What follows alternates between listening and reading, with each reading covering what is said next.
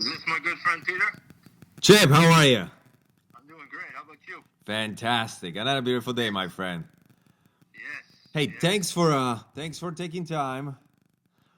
Hey, always for you. Yeah, I was thinking maybe, just to call for a few minutes, chat with you, and we did this amazing road trip to Austin, Texas, which was quite an experience for me. I mean, that was definitely amazing experience, and that was my first true road trip in a classic car. Yes, yeah, yeah. That's part of what makes me smile about that trip. Honestly, it was seeing your facial expressions in the different moments, and just getting the opportunity to experience that with you was a lot of fun. Yeah, especially that this one wasn't like just some road trip. We did all together when I was counting, that's 2,600 miles. So that's quite a big deal there, especially for Yeah, classic cars. yeah, yeah. Well, again, I'm a big believer on building them so you can use them, right? Yes. The old adage of drive them, don't hide them. That's definitely, but that's again. So you believe her to driving, and your car exactly. You did many that kind of road trips, but that's one of my first question, and that's not talking just about me, but especially everybody else who is interested in this, who is joining us over the time which I'm creating and I'm posting, everybody who would even be interested to do something like that or plan anything like that, what would be your advice for preparations? Talking about anything for that kind of road trip in a classic car. Where are you A couple starting? different things. Yeah, a couple of things. Where are you starting? It's like many things in life. Start small. Start doing local trips to your corner store or the ice cream stand or something like that. Start to work the bugs out, if you will, on your antique car. So two things are happening when you're doing that. Is one, you're learning the car. So you learn all its little sounds and how it functions and all those types of things. But then two is you also will find things that all of a sudden maybe need more maintenance than normal. So I think it's really you have to start small. So then we graduate to the next step, and maybe it's you take it for a couple hour drive, and then depending on how far you live from state lines, maybe you take it out of state, but you just Uh, venture to one state away. yeah. Close enough that you could call friends for some support if you need, right? Uh-huh. Somebody with a trailer. So Yeah. it isn't like you just all of a sudden decide, okay, I have said classic car and I'm going to drive it 2,600 miles. Two things come into mind there. One is hopefully you've had some seat time behind that particular vehicle and you know its ins and outs. uh, But two is I've done stuff really cold turkey where we do a build and literally right down to that 11th hour, and we jump in the thing and we go on a 1,000, 1,500 mile, 2,000 mile road trip. And a yes. lot of people will ask and go, how do you even dare to do that? Well, the quick answer to that is it's the experience over the years of doing it. Uh-huh. So you become a little more brass, if you will, as to saying, yeah, I'll drive that. No Yeah. problem. Figure it out. Yeah. So again, back to let's circle back to your question. I think that Rome wasn't built in a day. You need to start small. Yes. You really need to educate yourself Uh-huh. as to what tools you need, what kind of support system you have around you. Yes. Those types of things. Yeah, meaning that you know what is interesting exactly? I'm chatting with you right now, 3 days later after I interview another my guest exactly on my new series for the love of the hot rods. And Greg mentioned something about reliability runs. Yes, reliability runs, exactly. Yes. And That I was like real. this idea. I hear that's been for quite a while. Maybe not in every single area by the every single car shows or car club, but that's pretty common for years. Um, It is very common, very common. uh-huh. Yes, yes. As a matter of fact,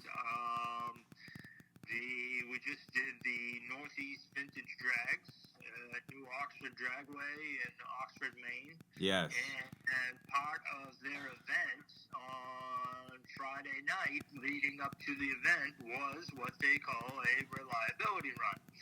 And that really was a traditional thing back in the day, and folks are slowly starting to bring it back. Nice.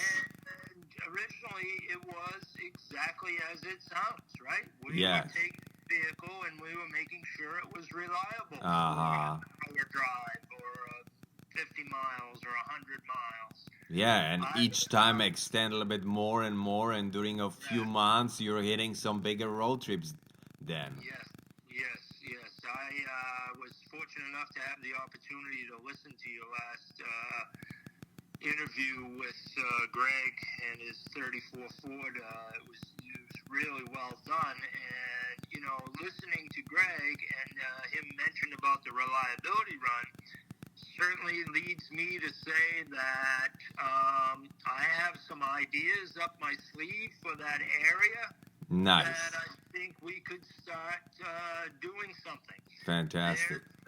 There's some guys Midwest that what they do is they do a once a month sort of reliability run. They pick a different spot, different Uh-huh. direction, all that type of stuff. But it's grown so much that they do that once a month, and then annually they do a much bigger road trip. Nice. So now instead of going maybe a couple hundred miles, they're going maybe a couple thousand miles, like we did on our trip to Austin. Yes. That's great. Any simple advice, if somebody would ask you, for example, what would you advise talking about tools or simple parts for your classic cars, which you kind of always should have with you on the road? Right. Yeah. So I think of my first go-to would be tools.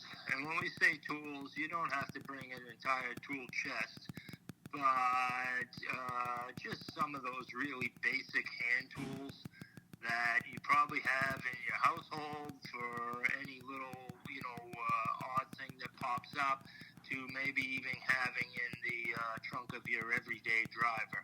So I think my very first thing would be to say that you need to have a few basic hand tools, because it's really surprising what you can do with, just the basic stuff. Yeah. Yeah. What about parts? So parts. Which classic car parts any of the guys should always have on the road with them? Well, that's really a loaded question. What I mean by that is, depending on what you're driving for a vehicle, does it have some particular parts on it that you are not going to get over the counter? Uh-huh. What I mean by that is, you're not going to waltz into your corner parts store, your Advanced Auto, your AutoZone, your Pep Boys, any of that type of stuff, and get said part. Now, does that mean that I have to carry all those strange parts that would have to be ordered online? No, absolutely not. What that means is there a part on that car that is a little bit odd and is kind of, how should I say this? Maybe has a frequency of failing. Uh-huh. So if you have a part that you know that it has regular wear and tear, it oftentimes would fail, and they're hard to get, well, guess what? I'd be bringing one of those with me, because as you could attest to our road trip, we weren't on a hard, fast timeline, Yes. but we were on a bit of a timeline. So all of a sudden, if something happened and we had to sit in, XYZ town for 2 or 3 days waiting for our said part to come, that would really follow up our plans. Yeah, Yeah, definitely. Or visiting some mechanic garage without, if you don't have those skills, you don't have those parts, and you're dependable. This, exactly. yeah, Yep. Yeah, and again, you were on the road trip, so you got to experience it. We had a couple of mishaps on the road, and sometimes those mishaps happen in the worst situation, either in a high traffic zone, in yes, a rainstorm, or in the middle of the night.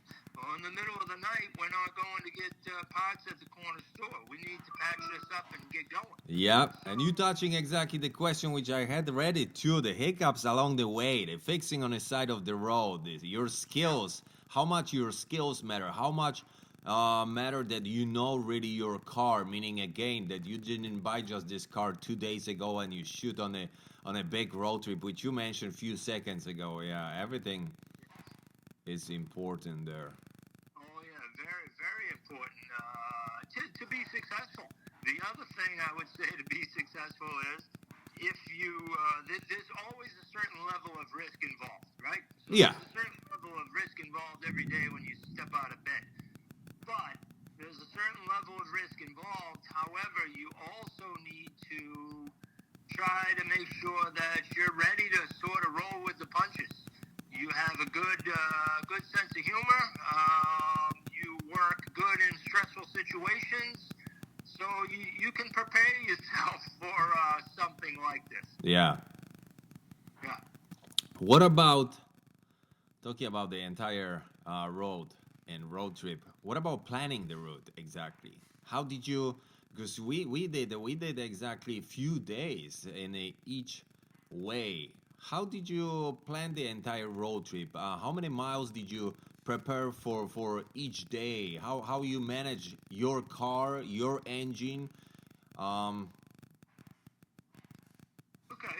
So you know, let's start off with saying that if you're traveling alone, which I know you've done in the past, if you're traveling alone, all of a sudden you're the only person that you have to answer to. Okay, yeah. so you decide which road you're gonna take, what time you're gonna get up, what time you're gonna stop, when you're gonna eat, all those types of things.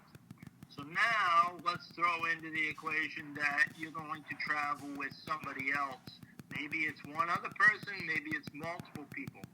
And no different than trying to get a group of friends together to go out to dinner. The more you have, the more challenge it becomes to organizing that and pulling it off. Yeah. So for this particular trip, I honestly feel blessed in this fact that my dad was along for the ride. And when I say along for the ride, he drove a '37 Chevrolet and followed us out there. Yes. So Dad is luckily in pretty good health and good spirits and all that type of stuff, but he's also not a spring chicken. Aha. So when we worked on the planning, we tried to look at two different things. When did we want to arrive there? Yes. And how much time realistically could a person put in each day without being like overwhelmed and beat up? Especially in a classic car. Yes, so classic car, you don't know about maybe potential breakdowns, how many fuel stops, what the weather's going to be. There's a lot of unanswered questions. And that was exactly included in my list of questions. The weather. The weather for, regular car, it's regular car, but the weather for classic car. Is it a rain or sun or maybe hot day? You don't want to overheat the engine. It's mostly about the engine, but it's also about the entire car. Oh yeah, absolutely. So depending on again what you're driving, right? When we Yeah. talk classic car, is it a convertible? Is it a custom hardtop that that has no side windows? Some of these things don't have air conditioning. Some don't have heat. There's some folks out there that actually build stuff that have no windshield wipers. Yeah. So you're 100% right. Weather is, it could be a visibility factor, or it could be just a wear and tear on your vehicle that you don't want to have that classic vehicle experience. Yeah, but again, touching especially the engine. I mean, I know you have some nice LS, and you did thousands of miles on your car. That's different story, but not, not everyone has the same fantastic engine there under the hood. And Correct. Yeah, I've traveled with a bunch of even classic vehicles that have classic engines as well. yeah, And really, same routine. If we circle back to the fact of that, if you've put some miles on this thing, you've put it in different situations close to home. uh-huh, All of a sudden, you have a pretty good idea how it's going to react. So yeah, then you can adjust to Mother Nature on the fly. uh-huh. And say, hey, we're going to stop for a few hours because it makes more sense for me to sit here than sit on the side of the road. That's true, yeah. Or you could make the decision that this is no big deal and we're just going to trudge on. Yeah. Yeah. Yeah, so drive them, get know them better. Yeah, definitely. Absolutely. Fantastic. It was, as always, great to chat with you. Thanks for your time once again. Oh, yeah, absolutely. I love your passion, and I really feel very blessed that I was able to take you on that road trip, and it was a blessing to have some family alongside, and then we've met some friends along the way. It was a typical road trip, lots and lots of fun, and can't wait to do the next one. That was true experience. Me as well, yes. I will chat with you soon, my friend. Okay, Peter, have a great day. You as well. Take care.